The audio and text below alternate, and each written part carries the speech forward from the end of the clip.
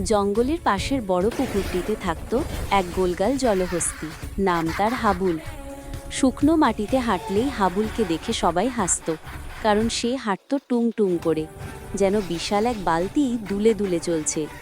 বনে থাকা খরগোশ, বানর, এমনকি কাঠবিলালিও বলতো, হাবুল দৌড়ালে তো ভূমিকম্প হবে। হাবুল এসব শুনে চুপচাপ থাকত, কিন্তু জল দেখলেই তার চোখ চকচক করত।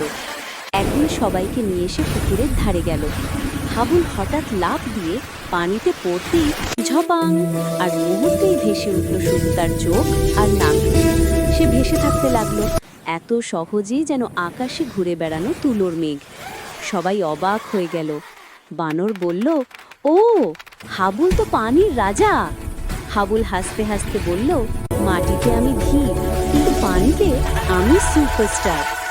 সবাই তালি দিল, আর সেই দিন থেকে হাবুলের দুলুনিকে কেউ আর নিয়ে হাসত না। হাসি ঠাট্টা বদলে গেল